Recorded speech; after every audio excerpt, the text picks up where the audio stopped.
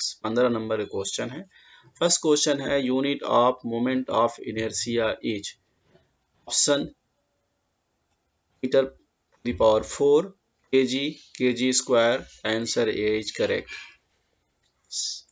बहुत आसान सा क्वेश्चन था, 2 मार्क्स का। सेकेंड क्वेश्चन है आपका if one and is fix and another is free of A simply supported beam the magnitude of the thermal stresses will be. Question पूछ रहा है कि कोई अगर सपोज कर लीजिए बीम है, बीम किस तरह से सपोर्टेड है, आपका सिंपली सपोर्टेड बीम है। सिंपली सपोर्टेड मीन्स आप उसको फिक्स नहीं कर रहे हैं एंड उसकी बीम को फिक्स नहीं कर रहे हैं, आप पूछ रहे हैं थर्मल स्ट्रेस। तो वी ऑल आर नो किसी भी बीम को हम हीटिंग या टेम्परेचर आइदर इंक्रीज करते हैं या डिक्रीज करते हैं, तो उस कंडीशन में उसकी लेंथ इंक्रीज होती है या डिक्रीज होती है।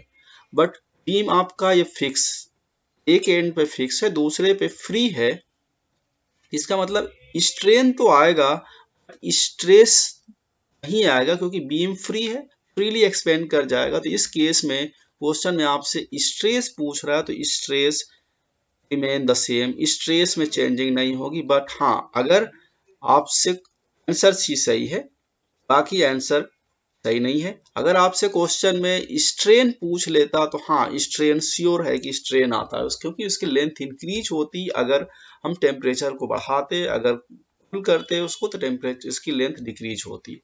तो आंसर आपका remain the same is the correct answer. Next question है the term deformation per unit length is applied for.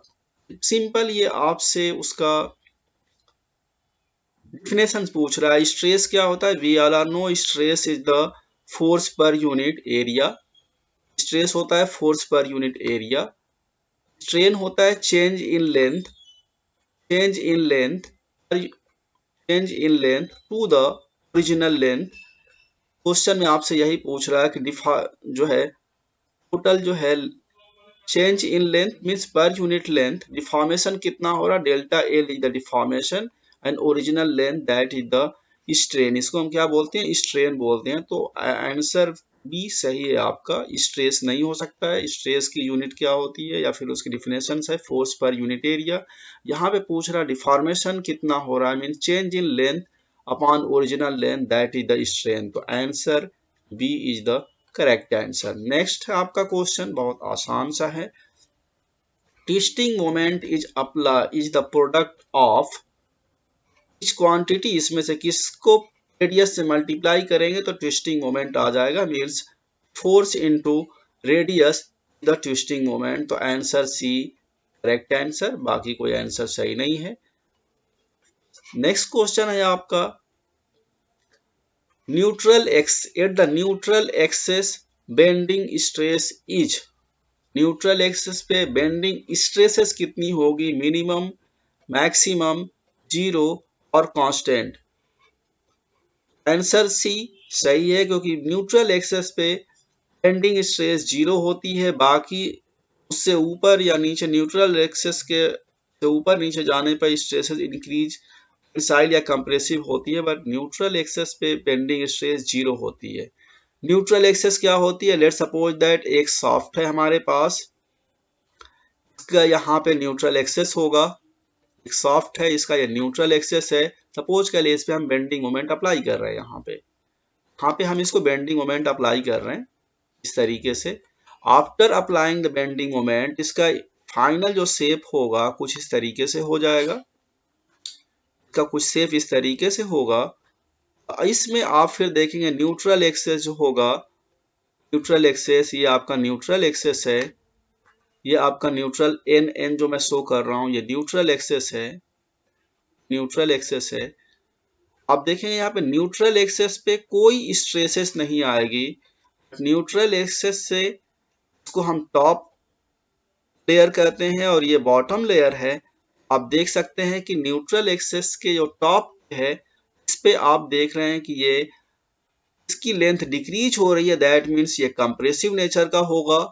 और बॉटम वाला जो है इसकी लेंथ इंक्रीज हो रही है, इसको हम बोलेंगे, कोई भी लेंथ इंक्रीज हो रही है तो हम बोलेंगे टेंसाइल इन नेचर में है। बट एट द न्यूट्रल कोई स्ट्रेस नहीं आएगी, मीन्स तो answer C is the correct answer.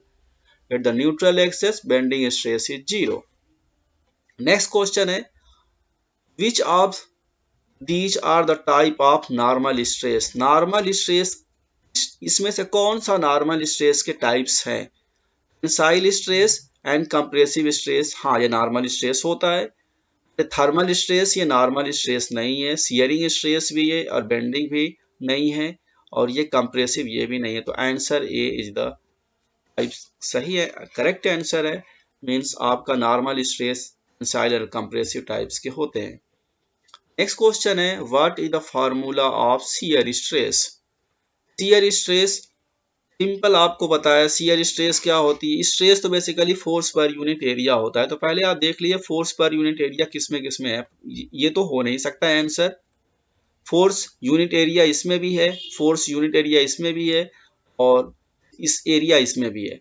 But shear stress, shearing stress जो होता है वो हमेशा फोर्स, कौन सी फोर्स, शियरिंग फोर्स, फोर्स वो भी कौन सी फोर्स, नॉर्मल फोर्स नहीं। Shear stress is defined as shearing force to the shearing area. Area कौन सी, जो शियरिंग एरिया होती है। तो answer A is the correct answer, बाकी सभी आंसर गलत हैं ना। फोर्स पर यूनिट एरिया ये। नेक्स्ट है आपका बेंडिंग स्ट्रेस, ये भी नहीं है। तो answer A is the correct answer.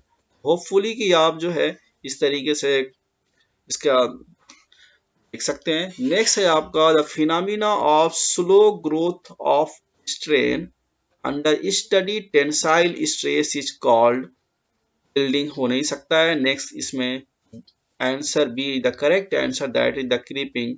इसका एग्जांपल आप ये भी कर सकते हैं कि आप जो बेल्ट यूज करते हैं कंटिन्यूअसली, उसको यूज करने से लॉन्ग टर्म पे स्ट्रेस आता है, जिसकी वजह से परमानेंट डिफॉर्मेशन होता है, जिसकी वजह से हम उसको बोलेंगे क्रीप हो रहा है, इसलिए क्रीप की डिफिनेशन होती है। तो answer B is the correct answer.